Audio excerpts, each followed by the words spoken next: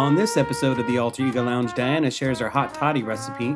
We also talk about what breweries did during the Prohibition. Then we go over Scott Snyder's and Jeff Lemire's AD After Death, Book 1. All coming up on the Alter Ego Lounge.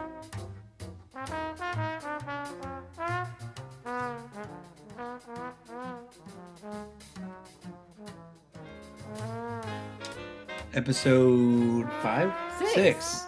Episode 6. Mm-hmm. Awesome. Welcome. Alter Ego Lounge. Again, episode 6. We're moving along. This is really nice. We had a little bit of a delay. We had a lot of stuff happen this past couple of weeks. But we are back. And we are back in action.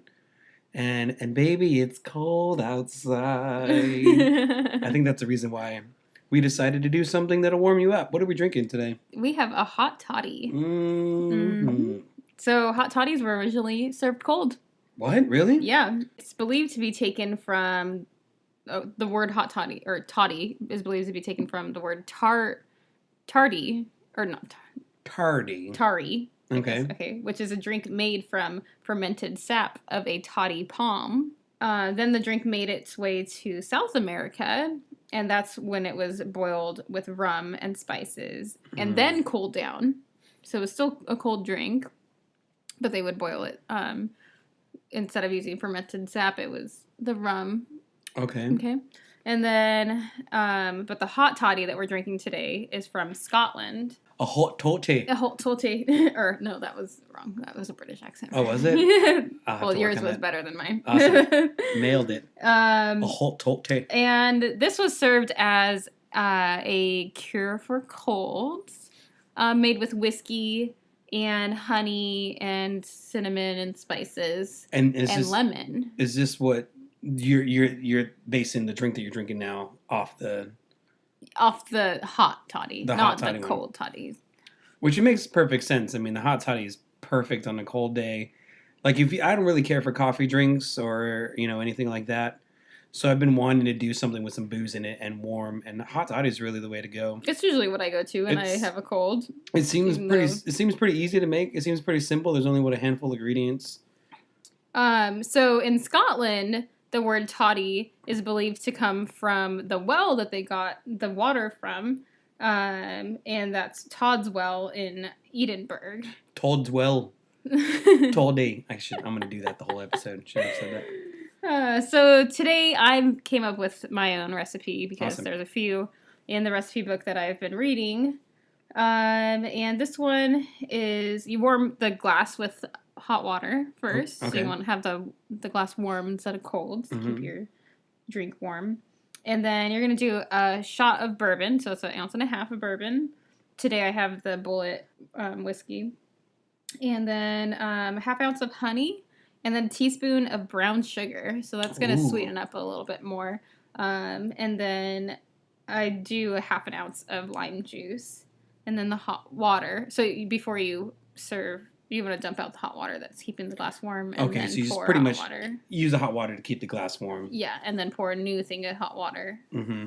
And then you're going to garnish it with a cinnamon stick. So you're building all the ingredients inside the glass? Yes. Okay. Yeah. Yep, and then you'll just... So you put, the ingredients in, and then you pour the hot water over it, and then stir it up. Did you say nutmeg was there, or no, that was brown sugar?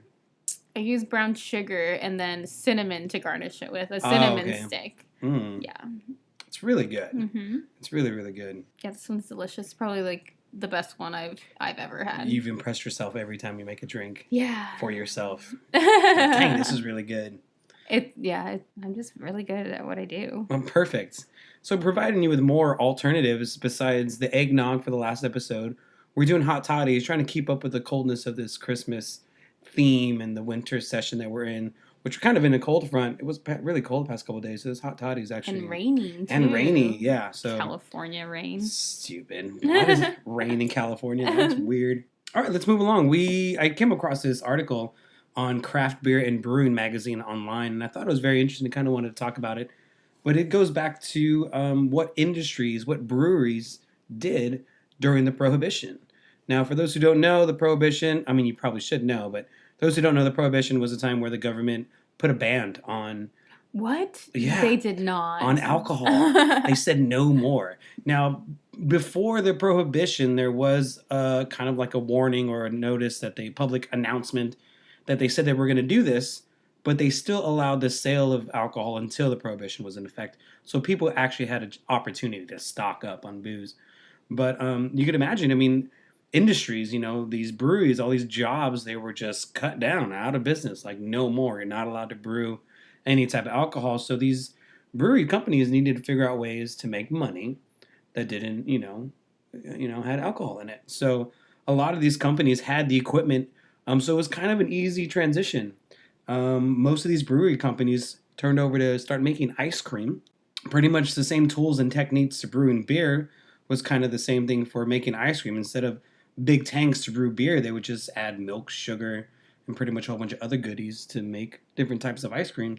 One of the couple of main companies was Anheuser-Busch, which is what Budweiser, Bud Light, and then Yuengling. Have you ever had Yuengling before? No. I've had Yuengling out in Florida. It's a really big, huge, popular beer. But these companies during the prohibitions went over to start making ice cream instead of beer. Another big product that a lot of these brewers companies did was malt extract.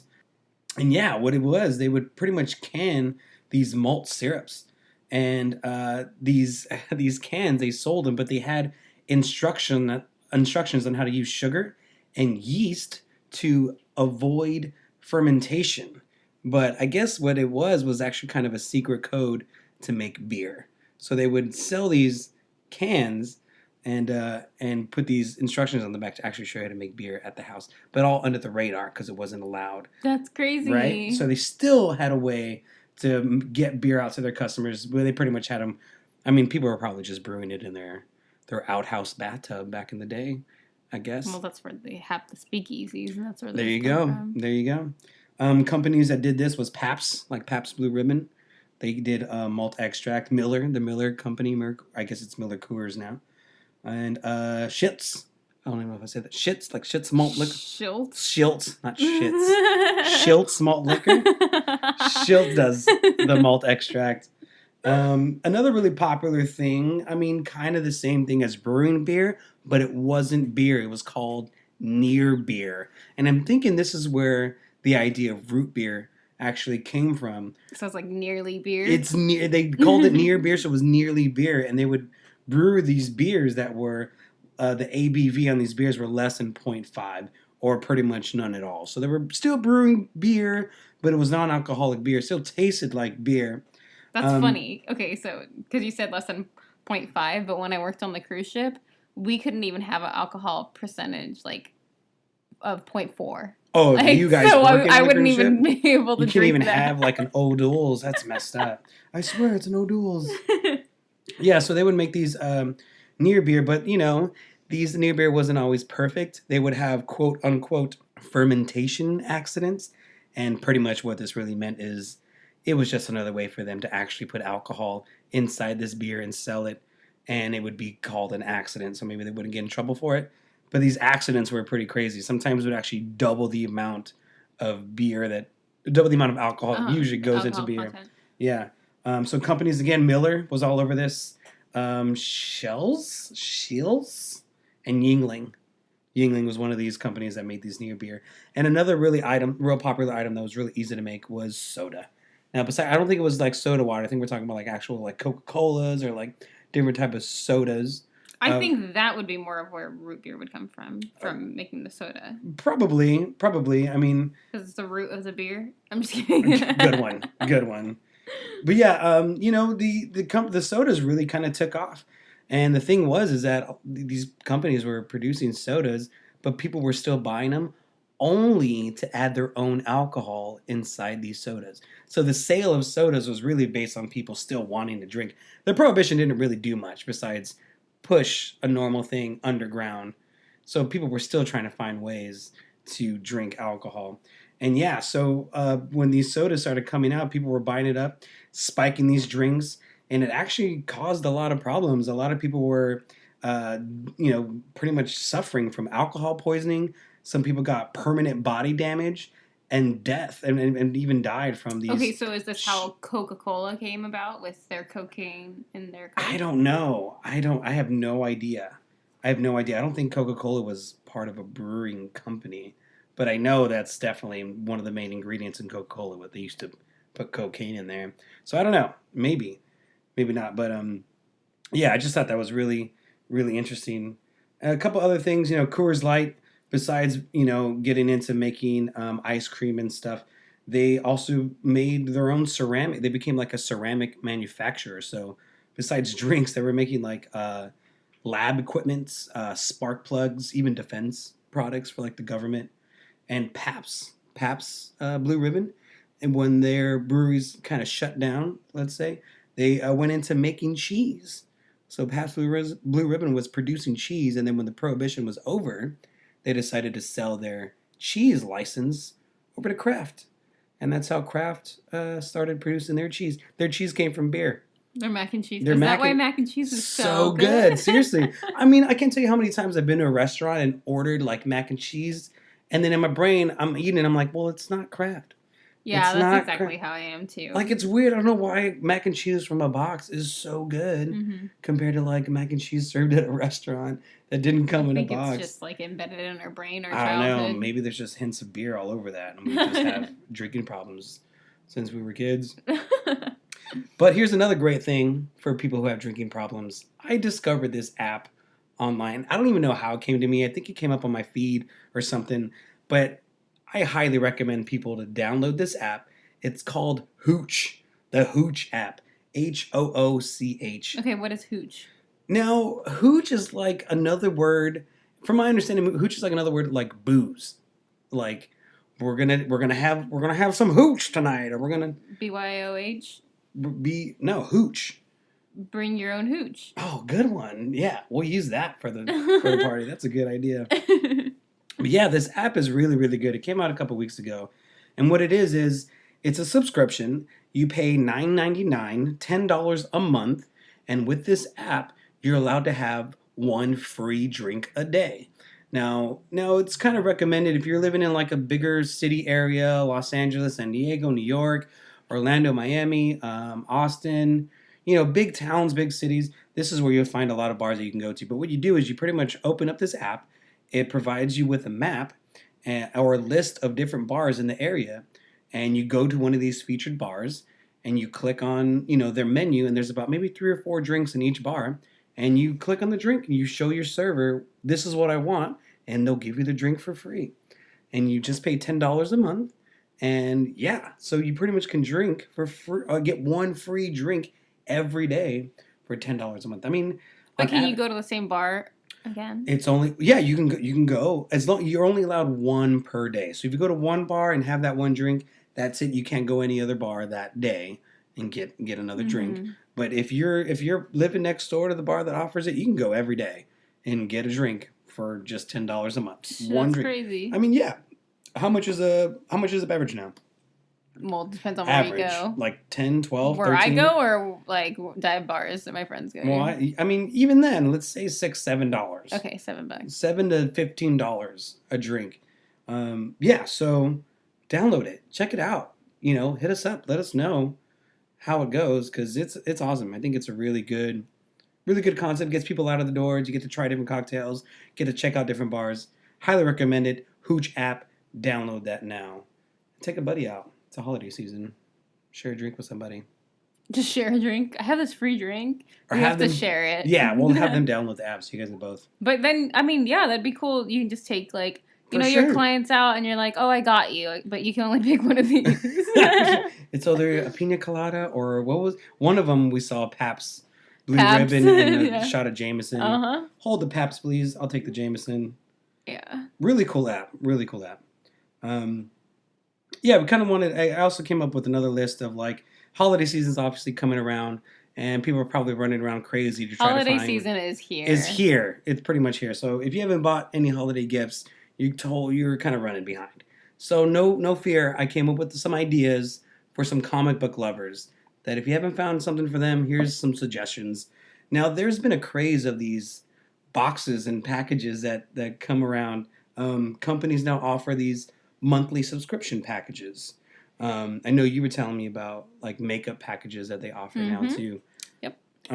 Well, there's a whole bunch of different boxes for comic book lovers and geek lovers and stuff. And a couple of them that I wanted to point out was Stan Lee's box. Now, Stan Lee's awesome creative Marvel came up with so many characters, Spider-Man, the X-Men team. huge in the comic book game. But Stan Lee pretty much creates these custom boxes every other month, so they're bi-monthly. You get 6 boxes out of the year. But the cool thing about the Stan Lee boxes, it's not just one distributor or one theme. You're not just going to get Marvel stuff, which is his main thing. You're also going to get some DC stuff, so anything comic book related. So just because it has Stan Lee and he's kind of known for Marvel, who knows? You get a box, it could have Batman stuff in there, it could have Superman stuff in there. So that's what is kind of cool. It's mostly just for comic book lovers in general that have no bias or no preference on what they really read. But I mean, if you're interested, it's $324 a year, $44.95 per box plus shipping and handling. Again, that's only 6 boxes a month or 6 boxes a year. Something to check out. Another one that I came across was Swag Bag. You can find this at you can find this at comicbooks.swagbag.com. And the cool thing about this one, it is shipped monthly. Plans start at $24.99. Every box is guaranteed to have a t-shirt and a comic book every month. And you also have the option to kind of skip a month. So they'll give you a heads up on what the theme is going to be. And if you really don't want it, if you don't care for it, you can skip it. You don't have to pay that month. You can roll over to the next one to get the stuff that you actually want, which is kind of cool. They give you a heads up on what's coming up in a box. And it's guaranteed that every box is valued at over $55. So $25 a month, you're pretty much doubling the value of this box. A swag bag, comicbookswagbag.com. Check it out. And the last one, of course, obviously, or one of the last ones is Loot Crate. Now, Loot Crate's super popular. There's so many different packages that they're providing. Not only is it going to be comic book, they're going to be geek-related stuff. There's going to be some anime stuff, a whole bunch of different things. And prices start at $8.99 per month, and they go up to about maybe $30, $40 a month. And I think they also ship out. I think they ship out monthly too. Besides Loot Crate, obviously Marvel has their own. Marvel Collector Corps does almost the same thing as Stan Lee. 6 boxes a year. Their price is a little bit cheaper. I think it's at $150. Each box is valued over $50. DC's box is called the Legion of Collectors. Kind of the same thing as Marvel, billed annually for $150. Or they also have a sidekick option, which is $25 per month plus shipping and handling. You cancel anytime. Again, their value is at $50 per box. So Loot Crate, do they have only one box that they do, or do they have other boxes that like anime that? You can pick between what type of subscription box. So if you're into more anime, you can just get anime stuff every month. If you're into like cosplay or just comics, you can just stick to that. So there's plenty of different options. Mm-hmm. I think the cheapest one, the $8.99, was just like a t-shirt and maybe like 1 or 2 toys or something. But most of them you can pick and choose what type of theme. It's crazy how popular these boxes have gotten. They have ones for like men's, for like camping and stuff, like manly stuff. Yeah, which is they'll send you like a pocket knife and like an axe or a tomahawk. I want one so bad. Yeah, which is really cool. I've seen ones where it's like a whiskey. Well, they'll send you like a bottle of booze every month, something to try out, which is kind of cool. Get to try out a whole bunch of different booze. Something else that kind of came up this past couple of weeks was the awesome release for the Spider-Man Homecoming trailer. Now, you just saw it. What did you think of it? I thought it was really good. I can't wait. I can't wait for it, too. I mean, I'm kind of glad that it's going back to, Spider-Man. He's not... In the Spider-Man, trilogy that we had already, he grows up, he's out of high school in the first one, and he's dealing with, a whole bunch of adult things. But this one kind of keeps him in high school. It keeps Spider-Man to, like, his true character, which is he's a kid. He's a young kid. And it looks like it's written pretty well. Yeah, it looks good. It seems like they're going to incorporate, obviously, Iron Man's in the trailer, so you can see him flying around with Spider-Man. There's also a package that Iron Man sends Spider-Man, so he gets these upgrades to his outfit. I don't know if you noticed, but he's got those webbings under the armpit, which are like awesome. I'm so glad that they brought that back. And another feature that Michael Keaton is actually the villain, and I believe he plays Falcon. I think he's Falcon in this. And you got to give it up. Michael Keaton's awesome.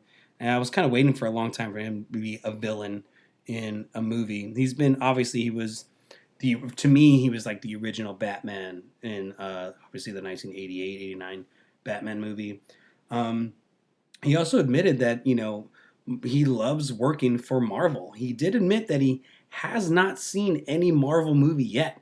He hasn't seen Avengers. He hasn't seen Captain America.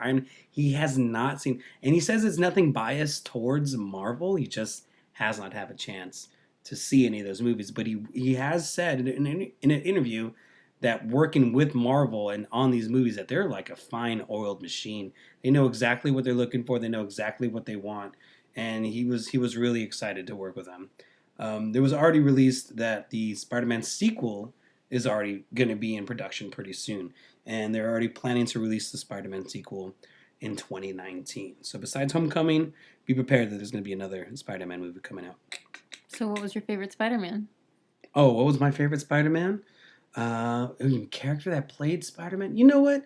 I thought Andrew Garfield did pretty good in the last two Amazing Spider-Man movies that came out. I didn't really care for Tobey Maguire as Spider-Man. He was kind of just... I don't know, he just didn't fit the Spider-Man for me. I thought Andrew Garfield did a really, really good. I'm going to have to agree with that. I'm going to say he was, as of now. He's just good looking, too. He's kind of handsome. I will say that. And speaking of Spider-Man, I found something that was kind of interesting. Another article about how Spider-Man was an unlicensed villain in a Sega game in the late 80s. Now, this game was called Revenge of Shinobi. And Revenge of Shinobi was actually one of two sequels that came out for a popular Sega Ninja game called Shinobi. And in the sequel game, Revenge of Shinobi, designers thought it would be cool to kind of like have the ninja battle these interactive pop culture figures, So they had, at the end of every stage, there was these bosses that this ninja would have to battle, and they would fight. He would fight Terminator.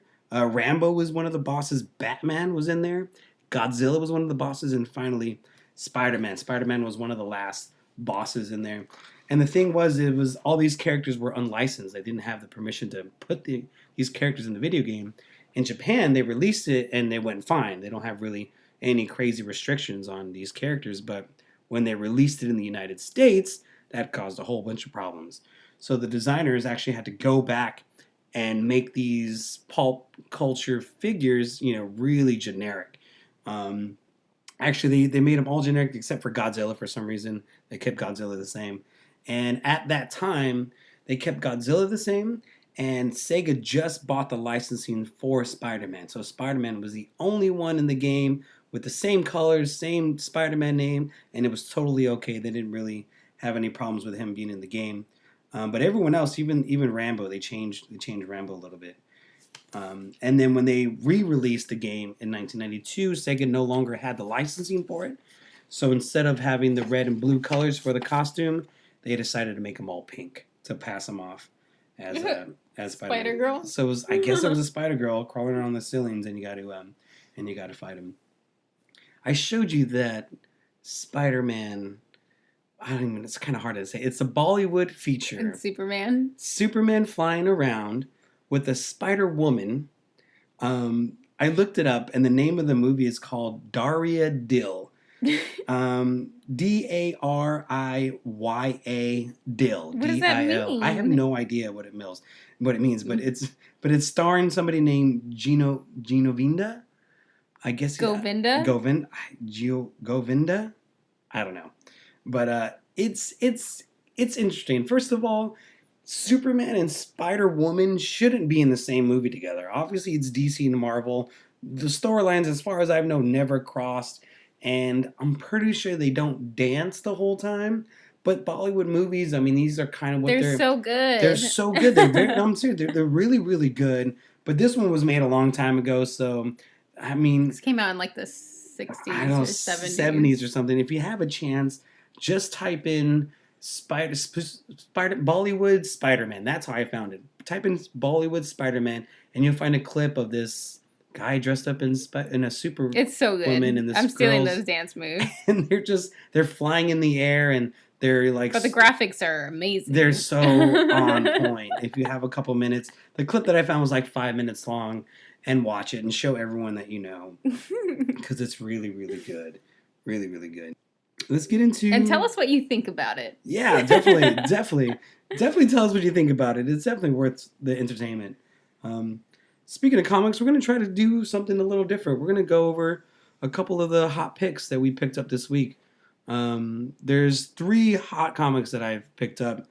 The Inhuman versus X-Men #1, written by Charles Scholl and art by Kenneth Rocafort.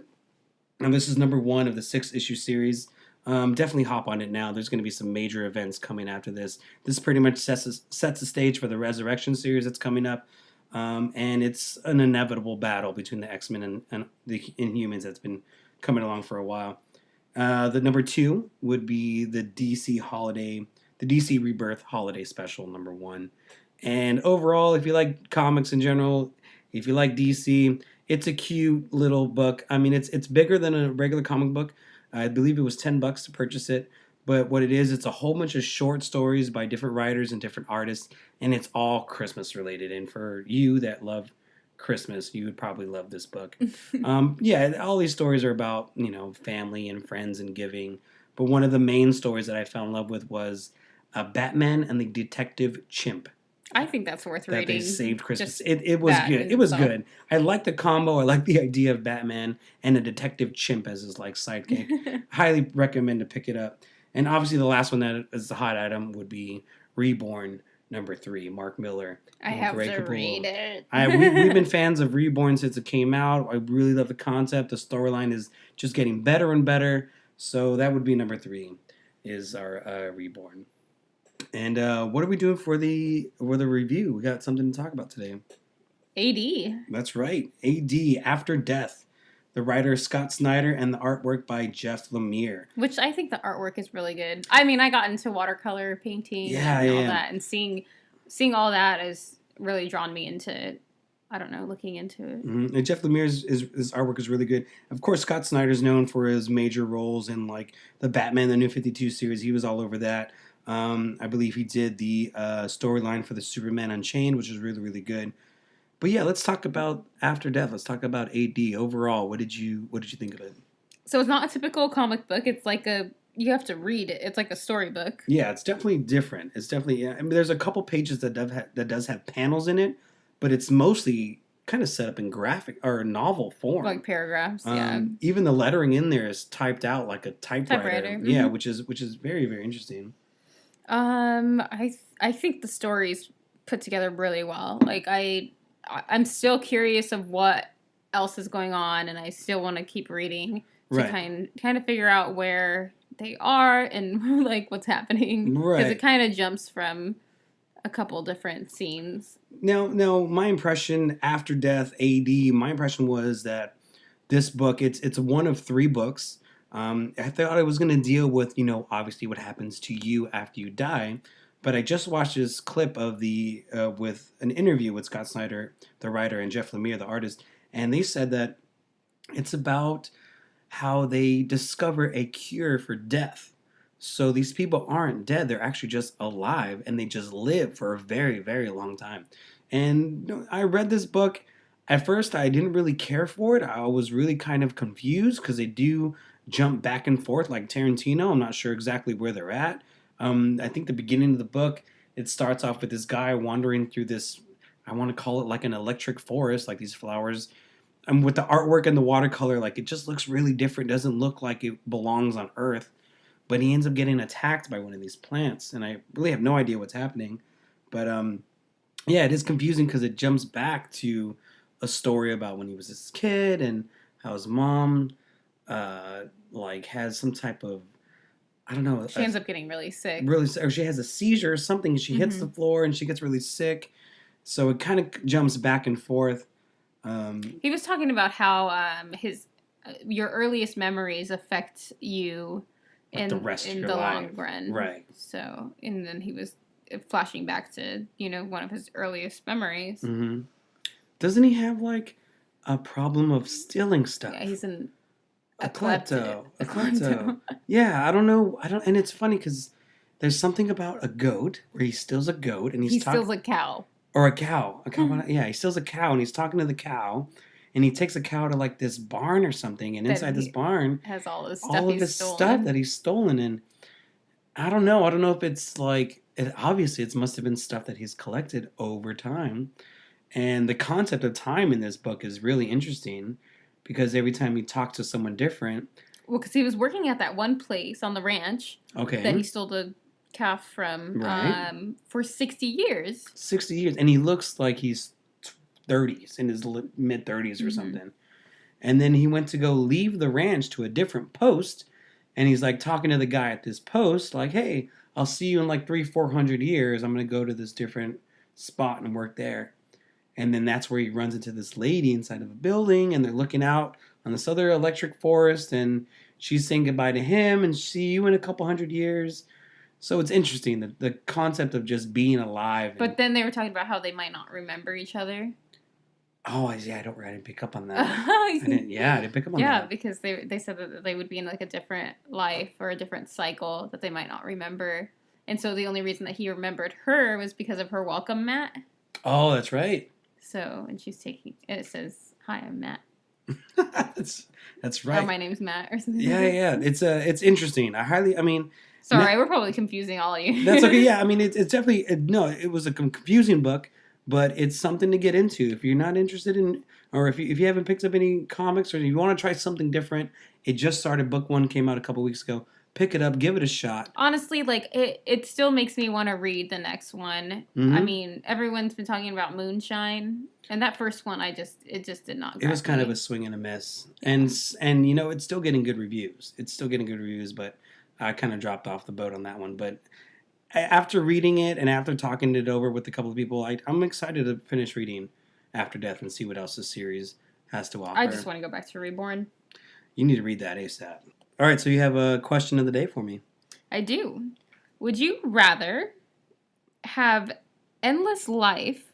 Okay. But when you die, I mean, like, you would still have to die, but you'd come back as an infant. Oh, so I'm always going to be around. Are you saying my memories and my life is going to be intact, but I'll die, go through the process of death, come back as an infant, and I still retain all the memories? Sure, yeah. Okay.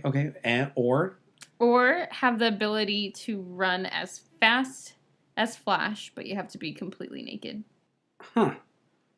I mean, if I'm running super fast as Flash and I'm naked, no one's really going to notice. Yeah. But there is going to be a time where I'm going to have to stop, So I can't stop in public places. I'll have to in like the bathroom stall or something. Hopefully there's clothes in there. I know, huh? I'm going to have to say I'm going to do Eternal Life. Really? Yeah, I mean, I would be cool to walk around cool little baby me, but with all the knowledge of my past life. But you wouldn't be, like, able to walk around like an infant. Someone had to carry you around. That's cool. I don't mind somebody wiping my butt for a couple of years until I get back on my feet. That's a lot of years. Yeah, 3-4 years, and then I'm walking around talking. Right? If I have all the same knowledge, I could be dropping some knowledge as a baby. You could, actually. You'd be like Jesus. I would be like baby Jesus. That would be awesome. What would you pick? I'd probably run like Flash. You are a streaker. I knew What? it. Flash. Like the streak. Amazing. The streak. Yeah. The streaker's red coming. streak. Awesome. All right. Well, that would be it for the day. Cheers to Todd. Cheers to you. You're loving that hot toddy. It's delicious. Folks, go out, get the ingredients, make yourself a hot toddy. Brown sugar and honey. That's made it. Brown sugar, babe. That's really good. Really, really good. All right. What's the toast? What should we toast to today? I don't know. Let's toast to, how about let's toast to the breweries for staying open and saying prohibition and saying screw the man. We're still gonna make near beer and we're gonna have people spike their sodas, and on top of that we'll serve you ice cream, and for keeping afloat and craft cheese. You know what? We're gonna toast to Kraft macaroni and cheese. Thank you so much for providing for late night snacks and awesome side dishes. Here's to Kraft. And for all the children. What? All the children. Oh, the children's mac and cheese. Yes, thanks, Kraft.